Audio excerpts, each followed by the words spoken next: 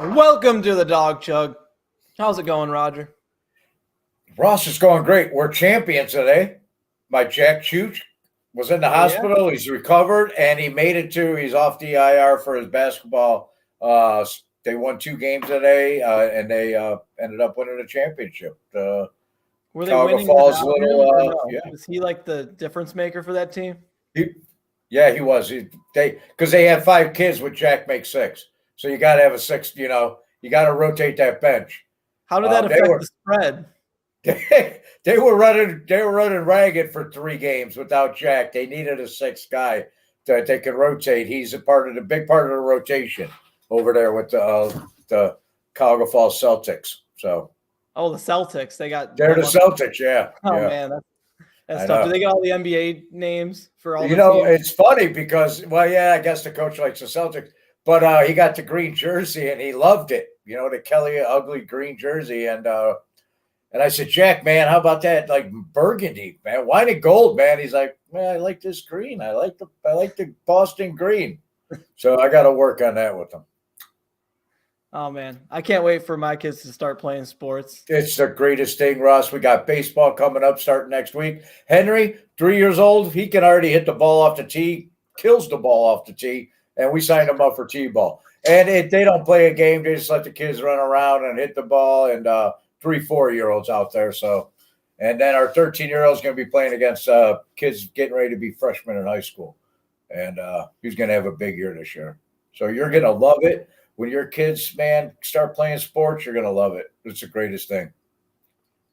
Yeah, I look forward to it. I'm just not sure if I'm going to behave myself on the sidelines, so we'll see. I sit up far away and just mumble and smile, wave. I keep score. That way I'm impartial. I kept the scorebook a lot. I coach a lot, so I'm just, but yeah, you can't be crazy dad. Don't be crazy dad, man. That's the goal. So unfortunately, we don't have Andy tonight. He lost power because of all the windstorms going on around Cleveland and Northeast Ohio. So fortunately, Roger and I still have power. I guess you could say we survived. We're marked safe on Facebook. We are. So we're doing all right. But we do have a great show tonight. We got Mick returning from Australia. This is actually going to be a second show. I believe I remember listening to him before I was on the Dawg Chug. He was one of the first guests you guys had, I think. Yeah. Mick came in very first month, and man, it's like tonight, man, live from Australia. And the first time last night, Mick was ready to go because my promo said Saturday night, and yesterday was Saturday for Mick in Australia, and he's like, "Hey, mate, where's the link?" And Ross will send it to you tomorrow. And I knew it was all bad then. But it's going to be a good show. Mix in. What else we got? We got somebody dropping by. Don't we have a we got. I believe we got one of our sock puppet friends. Oh, we got the sock puppet. Yeah. I knew that. And Dan may or may not be coming on. I mean, you never know with him whether he's. The sock puppet's coming in from Mick's fan club. I recently learned that the accent. He's got a following within the Dawg Chug fan base.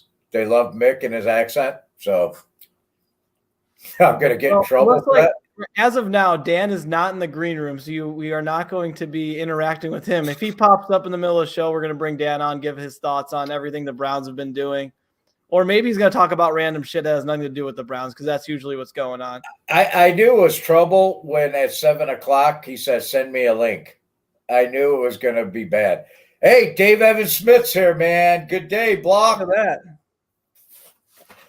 Dave's a good dude, man. He's always in Mick's threads when we're talking, and they're merciless, man. One of them challenged Andy to a chug before training camp, I think, live on Dawg Chug. So we're gonna have that. That's exciting. Yeah. Well, here's what we're going to do. I think we got Dan in the green room, but do we bring him in? Oh boy, this is going to be a train wreck. That's what you expect from the Dawg Chug. Dan, what's up? Dan, what's going on? What's going on? Nothing. My connection's kind of choppy with all the wind and all that. Oh, we hear you good now. So Hey, just in general, how are you feeling about the Browns after all the moves they made and everything they've done the last couple of weeks?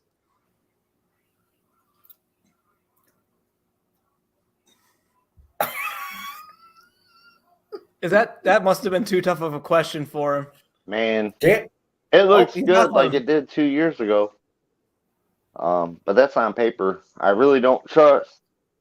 I don't trust Stefanski for shit. Whoa.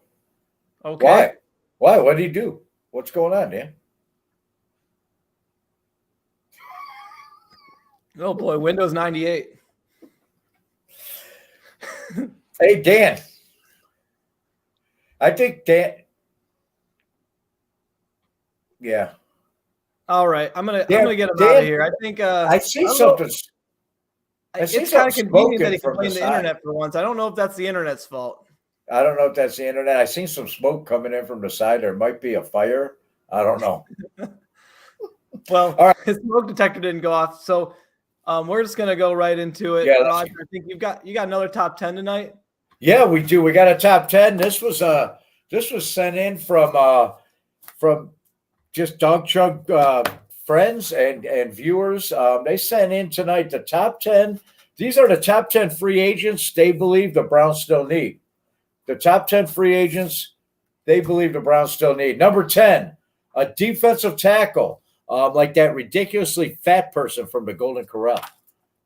We got a Dawg Chug, somebody's fat shaming Golden Corral people. Number 9, special teams, Forrest Gump. Well, he's a dumb son of a bitch, but he sure is fast. And we haven't had a kick return since TPJ brought one back, didn't he, last year? That was the first one in forever. We need some speed on special teams. Number 8, offensive line, Richie Incognito. This person thinks you need a bully in the locker room. Number 7, safety, Andrew Sendeo. Well, he was the last safety to get us to the playoffs. And that's him. You need a safety. Facts, man. That's just facts. You need a safety to get you to the playoff. Number 6, cheerleader Nick Carnes. No one gives Browns fans false hope and optimism like that dude. Hey, and make sure to follow his podcast, The Barking Browns. They're great. They're also on Network 216. They were picking on Nick today. Number 5, beat writer Karen from Facebook. I've seen her in the comments. Number 4 is the 2025 first-round draft pick. We're trading that shit anyway this year. Andrew Berry's on a roll. Number 3, kicker Draymond Green. That's self-explanatory. Right through the uprights, baby. Right into.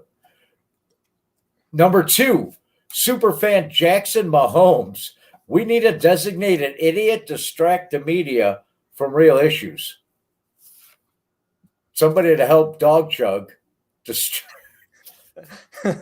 number 1 free agent the Browns still need to go get, a wide receiver, your mom, because she's always open. And that's tonight. Top 10 from the Dawg Chug viewers and friends of the show. Man, I tell you, I don't ask them much, but when I put it out there, we got some people that need probably some couch time that watch the show. Oh, David's telling us. Oh, someone tweeted about Sendejo, and he actually responded that we can't afford him. I know. I saw that. That was a I think that was Hillberry interacting with him. It was a great thread, man. He was interacting with people. Can't afford it. Actually, a pretty good thread. But yeah, we got some sick people watching the Dawg Chug, and it's those are the top 10 free agents they believe Dawg Chug. The Browns should go out and get Ross. I did my part tonight. Go ahead. The rest is you. Yeah, the rest. I mean, we're just smooth sailing from here. Like I said, we got Mick from Australia joining us, so we're gonna bring him on right now and introduce him. Hey, Mick, welcome back. It's actually my first time being here with you. G'day, fellas. Good day, How are we all? Man, G'day, fellas. Been a long time. It's been a long time. It's been at least a year and a half. Look, he's chugging, just like old times. I missed you. I missed you.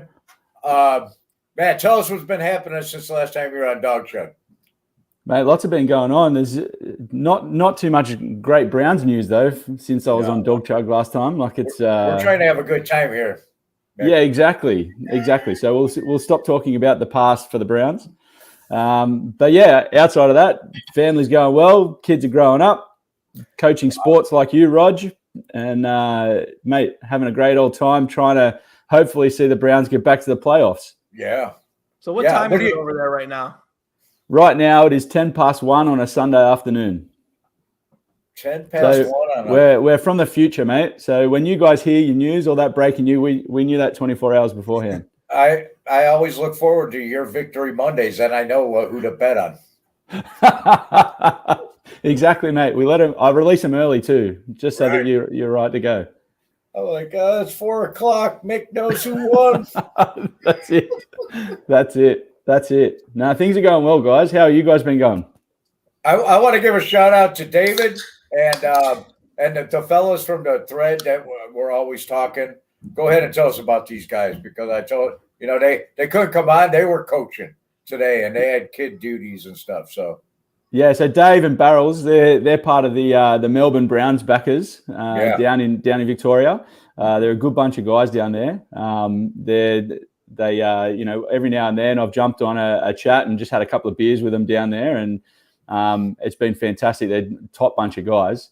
And so on Twitter, the gifts are relentless, and you wouldn't want it any other way. They're a good bunch of guys. I'm even drinking some Furfies tonight.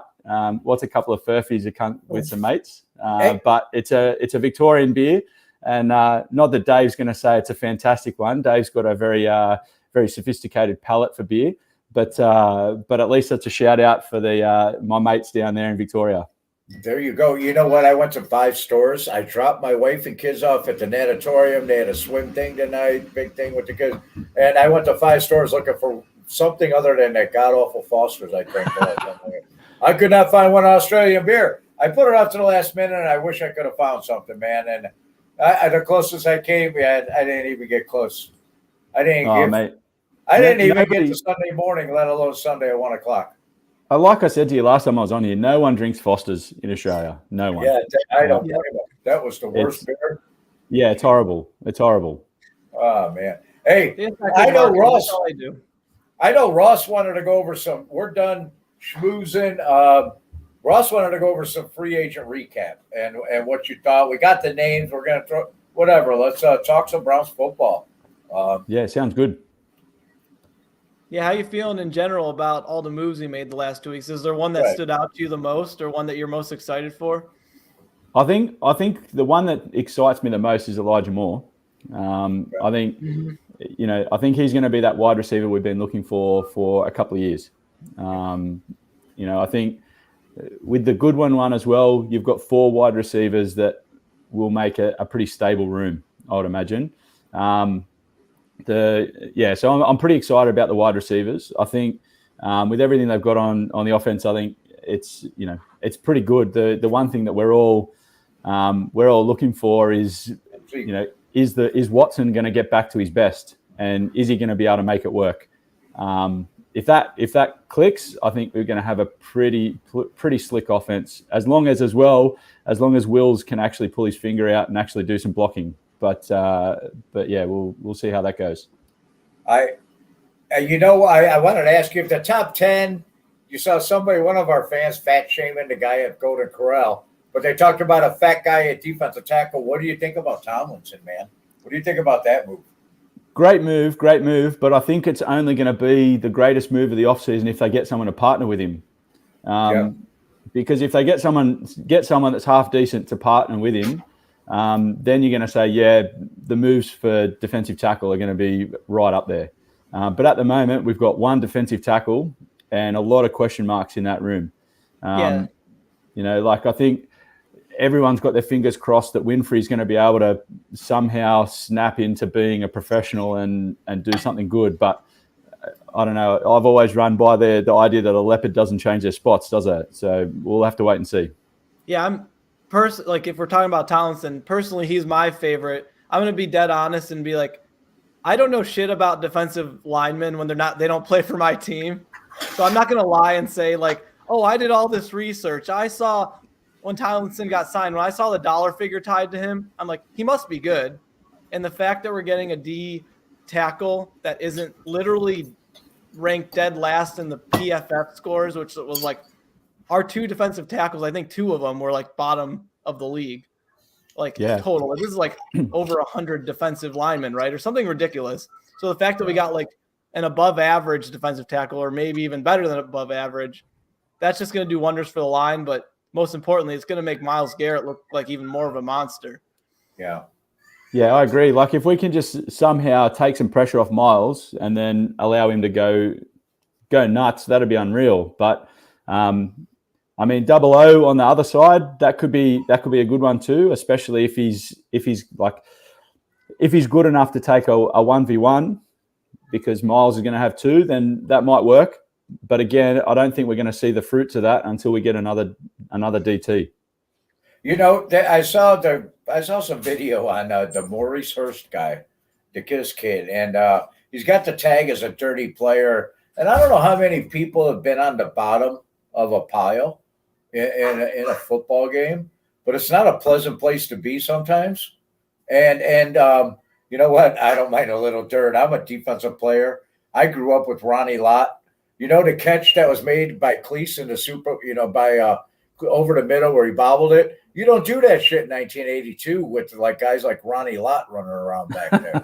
You know what I mean? I'm a guy that I don't mind a shot to the, when nobody's looking underneath the pile. So well, I'm interested in this guy because even though with that is I'll overlook that. I don't have any morals. But I kind of saw some other video on him and he looked like he has potential, but the thing, I think the key to it is Jim Schwartz, and I think that's the biggest thing, but you're right. We're still short. I think they filled the defensive tackle room with some bodies, outside of Tomlinson, to see if they strike gold. And that's how Depot does business. That's how Andrew Berry, how they want to do it. Let's get 3 guys and shake it out and see who, Yeah, I mean, there's obviously going to be the cuts and stuff when it gets to preseason and things like that. But I do think they need to find somewhere. And without a round 1 and a round 2 in the draft, I think you're going to find that our draft is going to be pretty defensive heavy.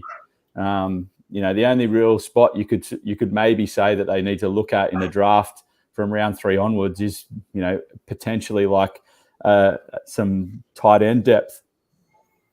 But yeah, like outside of that, you're probably not going to see too much drafting on offense. See, like I've said this before, but one of my favorite things about the current Browns regime with like Andrew Berry and I guess Stefanski in a way is it's very obvious what our gaps are. I feel like in the past it felt like everything was just shit. Like it was like we need to get everything. We need a wide receiver. We need a defensive line. We need an offensive line. We need a quarterback. We need a running back. But right now it's like, what did we say when the season ended? We needed defensive tackles. We needed wide receivers. And we needed to help our special teams coverage. Yep. And guess what? That's what we did this offseason. We addressed those needs because we have a system. Like maybe this is because of the analytics and what they do, but it's very obvious where our gaps are. And that it just feels like, the fans notice that. The front offices notice that. And then when they address these gaps, it seems pretty obvious and nothing's crazy anymore. Right. Yeah. The unfortunate thing was that last year when everyone knew that there was gaps at DT and they still didn't fill them, and we went into the year with the gaps. We knew that, but it didn't happen. But we knew it. You know what? Right. I think 2 things played into that. I think number 1, they wanted to see what they had in their draft picks, and number 2, I think that the minute that it got to Deshaun Watson, I think a lot of people don't look at this as maybe I'm a conspiracy theory nut, but I think everything that happened in 2022 after the acquisition of Deshaun Watson, Nick Chubb's carries dropped dramatically. They didn't go out and spend money on defensive tackles. Joe Woods kept his job the whole year because what's the point in firing if you're playing for 2023? So I think they see the long vision. I think they wanted to find out what they had at defensive tackle in 2022 so that when they get to 2023, because really that's what they were playing for. When Watson came in, today some Steeler fans were going, "Oh, you lost to us in the last game." that last game was to get Watson as many reps as possible. Why give Nick Chubb 30 freaking carries in the last meaningless game against the Steelers and maybe get him hurt? He carried the ball like 12 times or something. And because Deshaun Watson threw the ball is a bad day but they're just getting them work. I think the defensive tackle position wasn't addressed intentionally last season. I think they did a good job this year. I think they got one more, but we still got the draft. We still got cuts, veteran cuts after training camps, and so there's a long way to go before September and to fill that hole. I think what Ross brought up and what he was talking about is everything they do is very systematic now. You see the holes, you see them address the holes. You see them blow a draft pick with Schwartz, and they turn around and they correct that by picking up more and going and getting who's the other wide receiver? I'm trying to find him on your list here, Ross. From Goodwin from Seattle. They admitted the mistake and they addressed it, and I don't see Schwartz making this roster. You know what I mean? And they're very systematic about how they go. There's not much guessing going on if you're really paying attention to what they're doing. Yeah. Yeah, it'll be interesting to see how they attack the draft, though, because it's, like if you were to sit there and say, like, what do you reckon is the one area on the field where they have to draft somebody that is going to be a winner? It's going to be what? I'm sorry? So you got to be a winner. If we need a winner, where in the draft or what position do you reckon they're going to draft where we need a winner?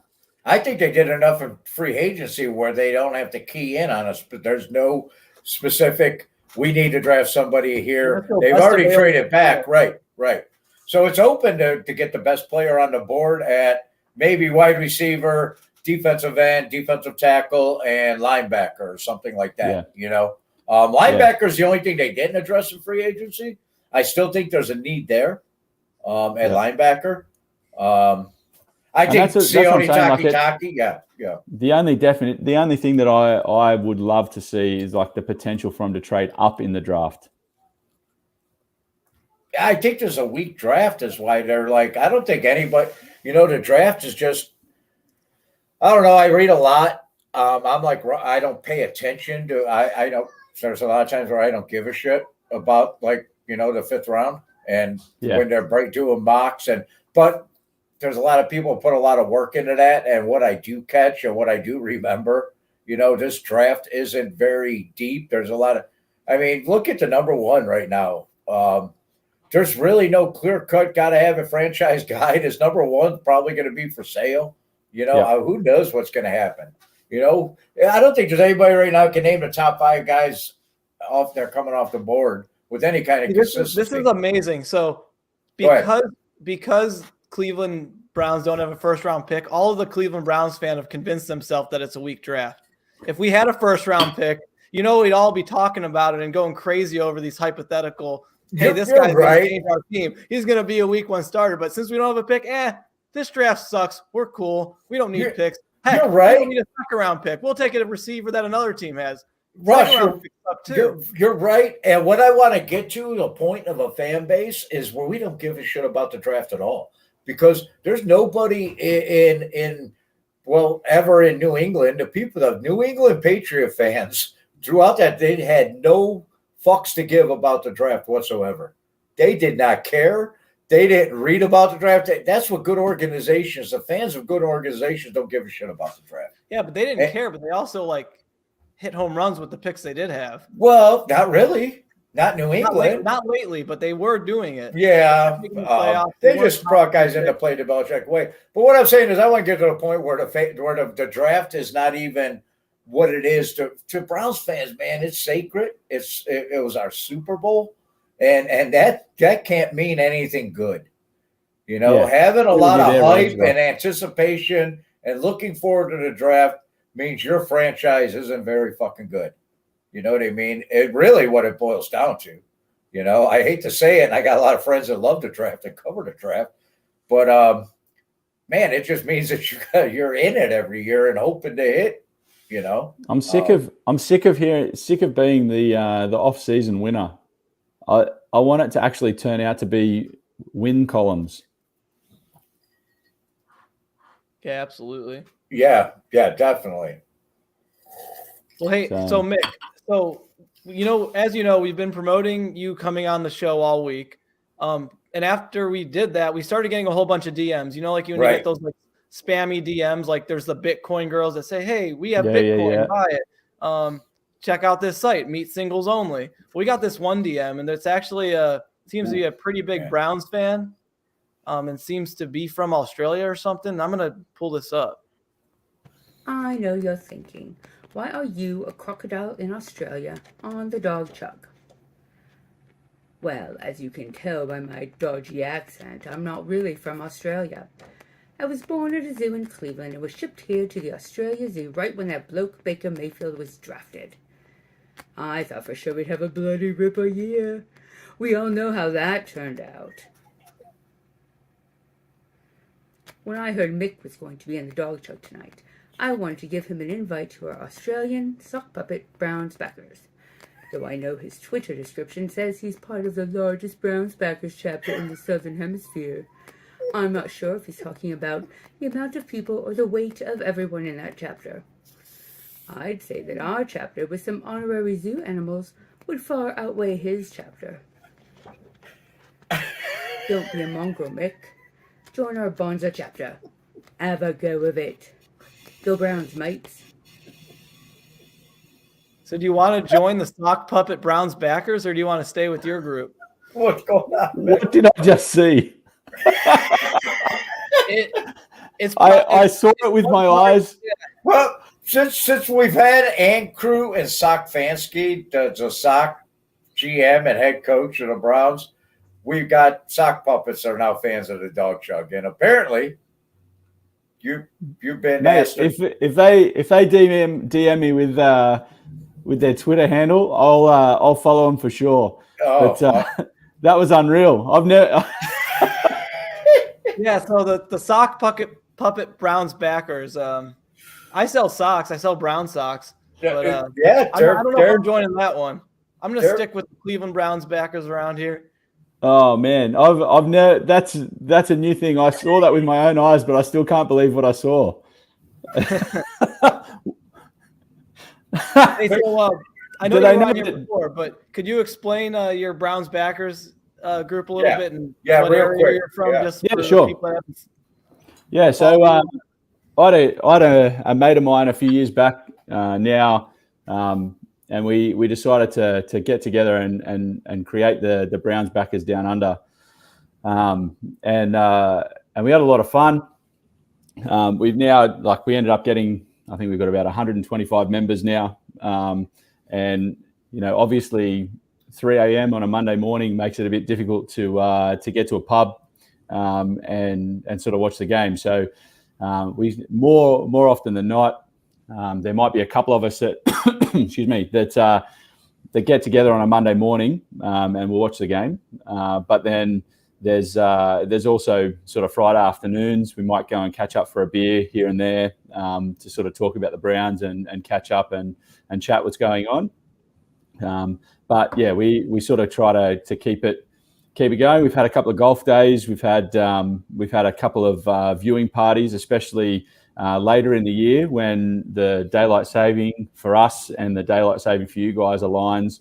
Where if we've got holidays at the time and it's 11 o'clock kickoff or 10:30 kickoff, we might be able to have a viewing party to sort of watch a game here and there. But those are pretty few and far between. You know what, Mick? I want the Browns to win a Super Bowl more now today. Not so much for the fat kid, that cried his eyeballs out when Brian Sipe threw the interception. I want them to win for people like you in Australia, for God's sakes, and David and your guys who latched onto the Browns and at any point could have said, man, fuck this. I'm going to be a anything fan. Anything, man. You guys like you, Christian, in Kentucky. Hey, I won this shirt. I want to plug them.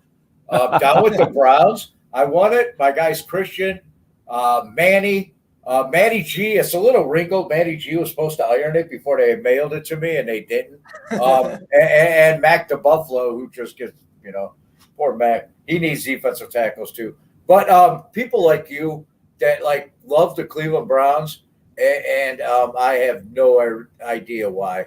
And I want them to win a Super Bowl for you more than mate. We have a saying down here, and it's probably you've heard it enough times, but you can change just about everything in life except for the sports team you follow. So down here, you can change your wife, you can change your religion, but you can't change your sports team. So, all the guys down here. So, Dave, he's been following them since like the 80s. Oh man, and then you've got all the guys down in Victoria as well. All the guys up here in Sydney. There's a few backers chapters. There's one in Perth as well. That goes pretty well. There's another one here in Sydney that's got a few followers and things like it's. There's enough guys around in Australia that they love the Browns. Around here, there's a lot of Steelers jerseys. If you see any, like the NFL's not massive, but it's getting there. But you'll see Steelers jerseys, you'll see Ravens jerseys, you'll see 88, 89, David. That's it. And so Big Dave's been around for a while as well. You see a lot of those, and every now and then you'll be walking through the shops and you'll see someone in a Browns jersey, or you'll see someone in a Browns hat or something like that, and it's an instantaneous connection to go and say, "G'day, mate! I can't believe you follow the Browns. How good is this?" And so you have a good chat with people, and I think Browns fans in Australia, they have that instantaneous connection. It's like that long-suffering pain that everyone's had to deal with that all of a sudden makes you best mates. So down here, there's a lot of guys, and there's a lot of guys that get up at 3 or 4 a.m. on a Monday morning. They're having their coffees, trying to stay awake and watch the game. And then when they lose, you've still got to go to work on a Monday after the game. And, like everybody else, we wish we were in the States where you could just spend the afternoon after a loss, just hammering beers and then forget about it and go to work the next day. But unfortunately for us, it's after a loss. You've got after, not just after. So it's not all it's cracked up to be. I do it a lot on Sunday nights. I spent 20 fucking years doing it on Sunday nights. And it's not all it's cracked up to be. Yeah, but it's got to be better than a Monday morning, mate. And then you got to face a Monday at work straight after a loss. It's a horrible one. And then you bump into like people like I've got one mate he's a massive Steelers fan. I've got one mate that's a massive Ravens fan, and I'm sure to be copping shit for the next 24 hours. Oh man, it's horrible. David said. We ended up being allocated via the Shield, the bloody LA Rams. Yeah, exactly. Team. What a load of bullshit. So, I want to give David a link. David, whenever you're ready to come on Dawg Chug, we'll do a Saturday night with David, man.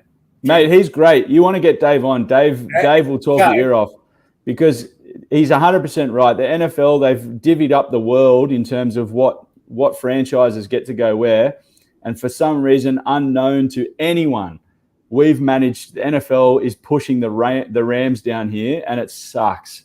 Wow. Like, why can't we be allocated to Browns? Hey, David, any Sunday afternoon at 1:00, you want to come on Dawg Chug? You let me know, and we'll do that this summer, man. Yeah. Dave's a top bloke. You'd love having a chat with Dave, Rog. He's a legend. That's pretty awesome. So, Mick, I know you've been on here before. Yeah. So we're going to play our staple game called Spit, Sip, Chug. So it looks like we have a lot of new viewers on. Looks like 16 live viewers right now. That might be a Dawg Chug record, actually. But anyways, we're going to explain it again real quick. So for Spit, Sip, Chug, we say a statement, and based on if you agree or disagree with it, you're going to spit, sip, or chug. So if you agree with it or strongly agree, you're going to chug your beer. If you're just like, meh, you'll sip your beer. And if you strongly disagree, you're going to spit. So for the first statement, we have, with the addition of Elijah Moore, the Browns wide receiver core is the best in the AFC North. Mick, it goes to me. Oh, Dave. Yeah, go ahead, Dave. I know he's passionate about Elijah Moore, so. Yeah, I'd sip on that one. I think it's a solid room, but I don't know if it's the best. I agree. You know what? I'm going to join you in a sip. Just a Roger staple to sip at this point. I'm going to join you in a sip because Cincinnati's got a really talented wide receiver room. I'm going to be honest about that. Yep. Cincinnati just signed Baltimore just signed a guy. They're in shambles. The Ravens are in shambles. Pittsburgh, I don't care about Pittsburgh. I think that we're second, a close second to Cincinnati. That's my take. Yeah, I agree with you, Roger. Like it's Cincinnati's got a hell of a talent. Yeah, the Bungles have got a good receiving core, mate. And I don't know. Kevin Stefanski owns the Bengals, though. Yeah, for the most part. So I'm not worried about the Bengals. Yeah, I also think like the Ratbirds, they're in all sorts. I can't see how they're going to going forward. And then Pitts Puke, who cares? Yeah. Ross, what do you think? Yeah, I'm going to make it a clean sweep and sip on it. Yeah, I love it, man. I think scheme-wise, we have potential to get, let's say, our top 3 receivers could have more yards than the Bengals receivers. But the Bengals have too much talent. Like, if the statement would have been, like, top 5 in the NFL, there's a shot. But we're in the same division as the Bengals, and their wide receiver trio is pretty loaded. They're loaded. Yeah. Thank God they don't have a good head coach. Yeah. That's all. Oh, that was a good first statement. So the next one, the help added to the defensive line will lead Myles Garrett to winning his first Defensive Player of the Year award. Roger, we'll start with you. Good one. You know what? I'm going to chug on it.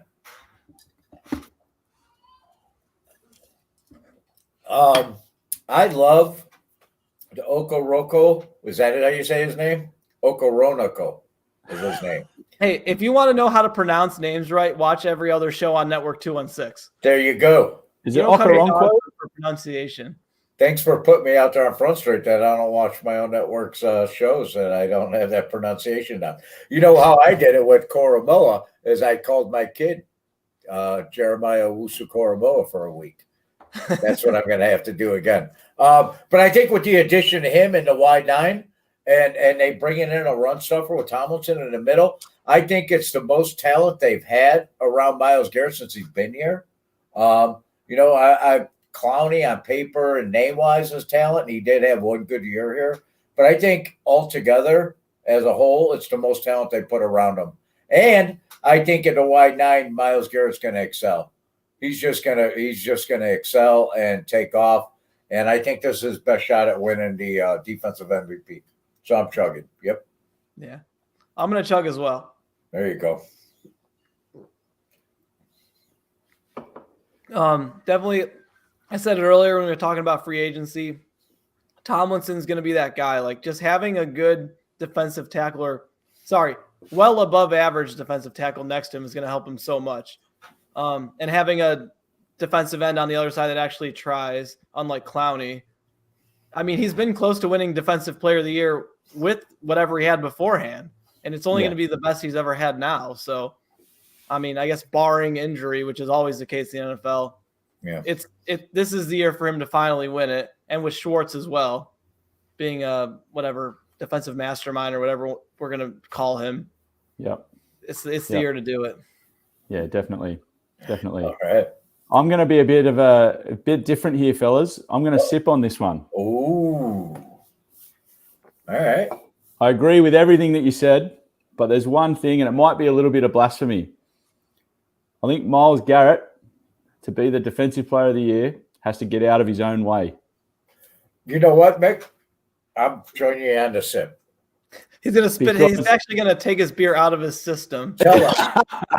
You know what? You changed my mind. Go ahead. I'm sipping with you. I want to hear it. Because I think with Myles Garrett, there's been a couple of times where he's, for example, last year, right? He wants to step up as a leader and he wants to be the leader on the defense and he wants to really push the issue and be that guy, the guy on defense that's really going to drive us to be the Defensive Player of the Year, take us to a Super Bowl. But then what does he do? He goes and flips his Porsche, gets himself injured, and then he's not around. He's not at his best. Then, again, he starts having a good year. And whilst, it's going to be on promos everywhere, he gets himself suspended for, smacking Mason Rudolph. So I think if Myles Garrett can get himself out of his own way and all he does is just focus and play and do what we expect him to do, yes, I do think he can, but I haven't seen that yet. Every year there's been something that's not necessarily team related that's got in the way. So that's why I'll sip on it. Be a professional. He needs to be a professional. Yep. All right. Yeah, that's fair. So the next spit, sip, chug statement. The Cleveland Browns should bring back white face masks permanently. So they did it for one game last year, and everyone went nuts because of the 80s Browns fans. They primarily wear the brown face masks. I'm going to kick this one off. I set myself up for this, so I'm like a uniform nerd. Yeah. I sell the brown socks online and everything. I'm actually going to sip on it. Ooh, I'm surprised because so I love the brown face mask. I prefer it over the white if I had to pick one or the other. Everyone wants a radical opinion, but I like both of them. So the reason I'm sipping is they obviously were allowed to wear both of them last year. So just alternate them, add it into the combination of uniforms. I mean, it makes everybody happy. So I still get my brown face mask like everyone else wants. And then the 80s people, and I guess 80s through like the 90s and even in the few years in the 2000s, we wore the white face mask. It makes them happy. Just add it to the repertoire. There's no rules against it. Just do it. I like it. Yeah. So, Mick, what do you think? All right. I think I'm going to chug on this one. Ooh, all right. I like the white. I think the white stands out more. I think it's more iconic given the logo and everything else. I think the white is more iconic. But I like what you said, Ross, about, if they've got the ability to chop and change, why not change it? So, for example, if they're wearing the brown uniforms, maybe go with the white face mask. But then if they're wearing, the white uniforms, maybe they go with the brown face mask or whatever the chop and change needs to be. But I think there's something iconic about the white face mask.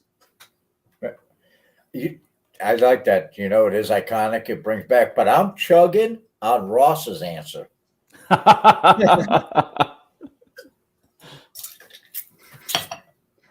I think that you know what? Who am I to go against the sock guy for the face mask guy? I'm taking Ross fashion advice 9.5 out of 10 times.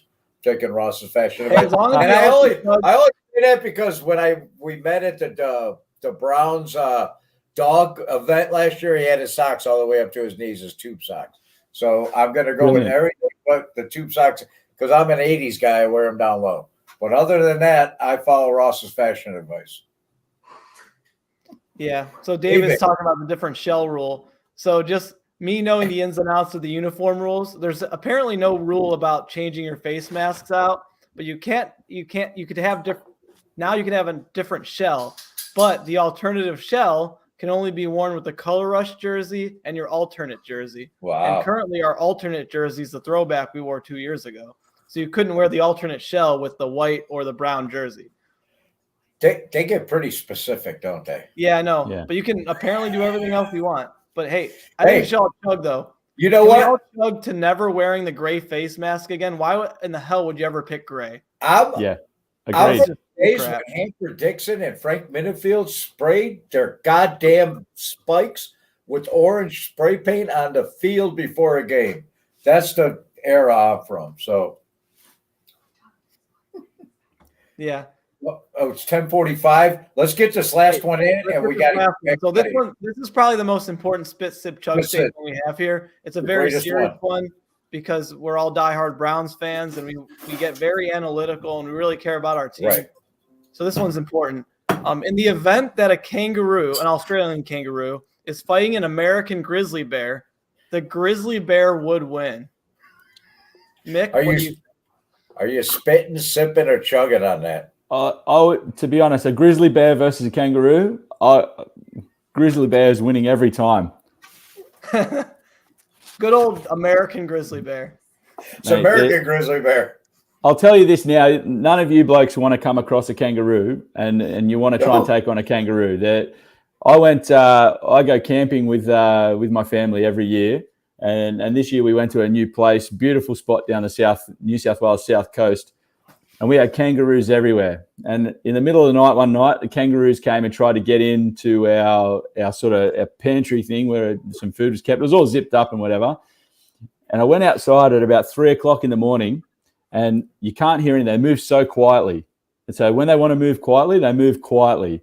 And so then it was silent. I stepped outside, and then I'm shining the torch around, and then all of a sudden, boom, up comes this kangaroo, and it looked me square in the eyes. So I'm 5'11", and this thing was as tall as I am, looking me square in the eyes, the big shoulders on it, and you're trying to get it to move away, but I can tell you now, I don't want this thing to come and attack me, because as soon as it rears back onto that tail and starts getting into you, you're in a whole heap of trouble. So I'm sure you guys have seen some footage of guys going and trying to clock a kangaroo in the face, and then it takes it and it's ready to go. Yeah, I said, I tell you what, you guys do not want to mess with a kangaroo. They're a different kind of animal, but definitely a grizzly bear would probably take it down. No. 1-0 USA. But I think our crocodiles will probably take your alligators. Mick, I'm chugging with you, but kangaroos scare the living daylights out of me. My question was, how did a kangaroo get in the Holiday Inn? Because that's as far as I'm going if you get me in the Outback.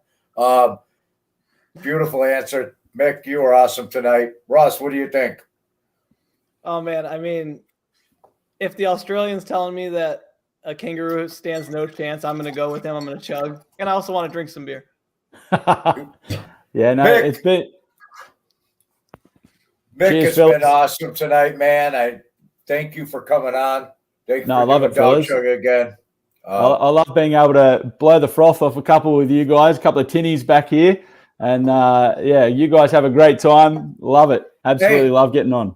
Give us a prediction, close us out, give us a record, and tell us what you think to close out what the Browns are going to do. Sure, close out Dawg Chug. I'm going to call, if Watson is who we think he is, I'm going to call 12-5.